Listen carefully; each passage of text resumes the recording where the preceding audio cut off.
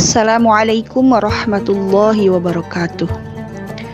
Innal hamdalillah nahmaduhu wa nasta'inuhu wa nastaghfiruh wa na'udzu billahi min syururi anfusina wa min sayyiati a'malina may yahdihillahu fala mudhillalah wa may yudlil fala hadiyalah.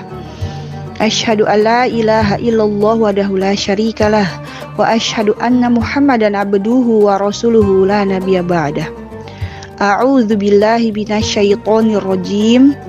Ya ayyuhallazina amanu taqullaha haqqa tuqatih wa la tamutunna illa wa antum muslimun. Wahai orang-orang yang beriman, bertakwalah kamu dengan sebenar-benarnya takwa dan janganlah engkau mati dalam keadaan muslim. Alhamdulillahillazi bi ni'matihi tatimmus shalihat. Ana mendapat kesempatan dalam memberikan tausiah di bulan Ramadan kepada sahabat-sahabat Ana di online komunitas inspirasi muslimah. Insyaallah hari ini Ana akan memberikan judul 3 perkara sabar.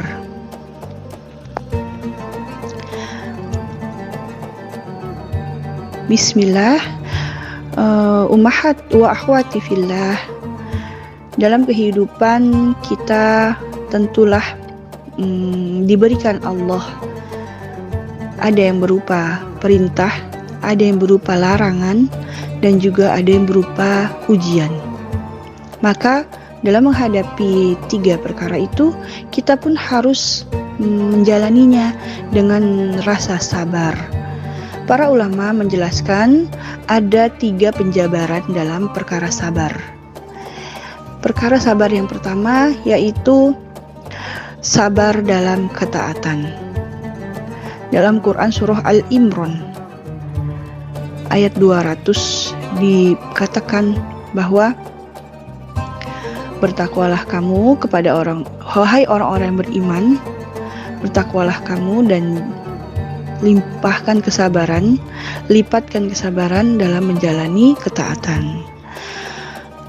Contohnya seperti kita diperintahkan Allah untuk menutup aurat, maka dalam menjalaninya pun kita harus bersabar dalam merasakan rasa panas, bersabar dalam merasakan rasa kurang nyaman, ya.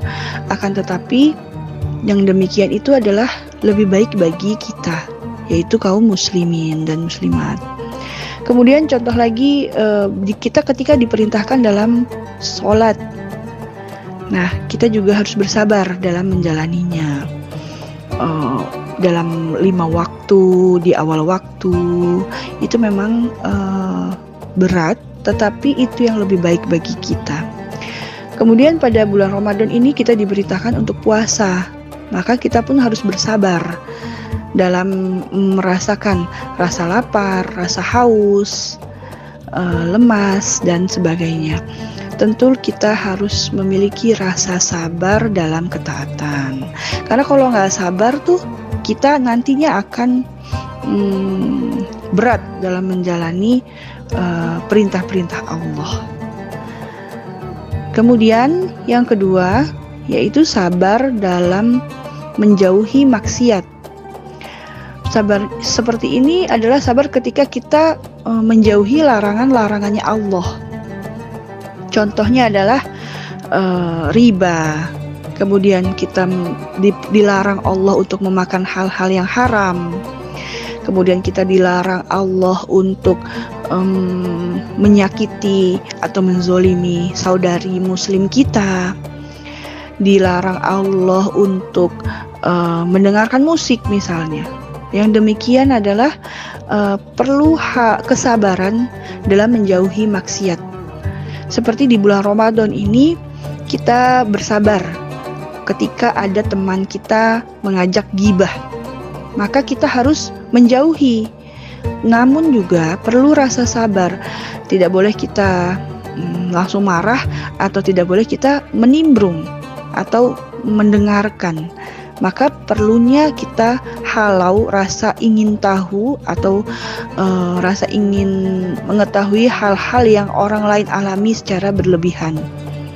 Jadi kita harus sabar dalam menjauhi maksiat, seperti itu.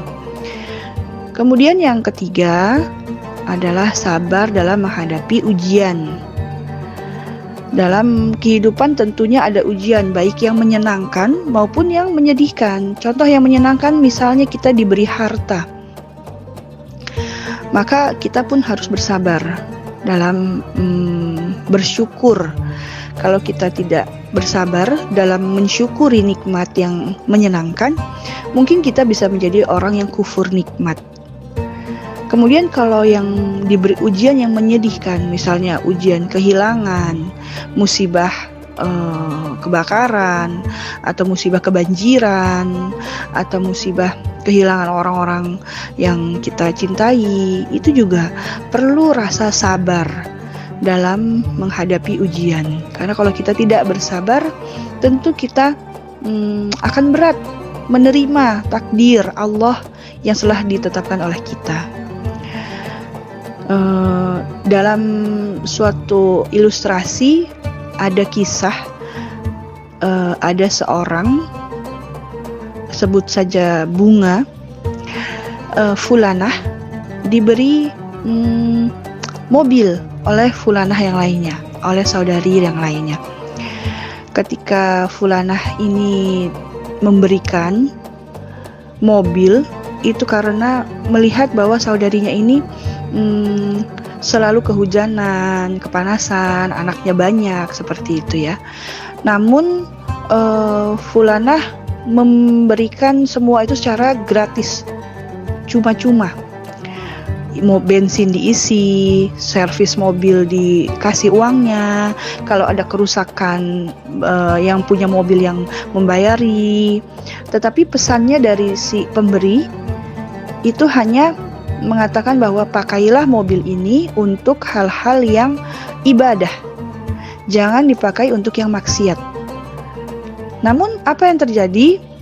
Orang yang diberi mobil ini, si Fulanah Bunga ini, mengatakan bahwa kok ngatur-ngatur gitu ya, kok perintahnya dikasih mobil kok pakai syarat gitu ya. Sedangkan kalau mau ngasih ya udah mau ngasih aja, seperti itu jawaban dari si Fulanah Bunga. Bagaimana kita melihat hal yang seperti itu? Tentu kita sendiri yang mendengar ceritanya bahwa kita merasa bahwa si Fulanah Bunga ini tidak tahu diri, atau bikin kita kesal, atau bikin kita gemas gitu ya. Akan tetapi wahai saudariku, coba perhatikan, sebenarnya si Fulanah Bunga itu adalah kita. Ketika kita diberi nikmat dari Allah secara gratis, secara cuma-cuma, mulai dari nafas, oksigen yang tidak bayar, mulai dari nikmat melihat, mata yang gratis, mulai dari kaki dan tangan yang lengkap, yang sempurna, sehingga kita bisa berjalan, bergerak secara mudah. Tapi ketika Allah memerintahkan untuk ibadah, ketika Allah memerintahkan untuk menjauhi maksiat, kadang kita suka berpikir, udahlah gak apa-apa, ini tubuh saya, ini badan saya, seperti itu. Akan tetapi ternyata kita seperti Fulanah Bunga ya, kita sudah diberi nikmat secara cuma-cuma, akan tetapi kita tidak tahu diri. Maka untuk menjauhi sifat seperti itu, meninggalkan sifat-sifat yang tidak baik seperti itu, maka kita harus bersabar. Ana ulang kembali, 3 perkara sabar, yaitu sabar dalam menjalani ketaatan, yang kedua sabar dalam menjauhi maksiat, yang ketiga sabar dalam menghadapi ujian. Wallahu a'lam bissawab. Barakallahu fikum. Jazakumullahu khair. Selamat menjalankan ibadah puasa Ramadan. Semoga Allah menerima amal ibadah kita. Amin ya rabbal alamin. Wassalamualaikum warahmatullahi wabarakatuh.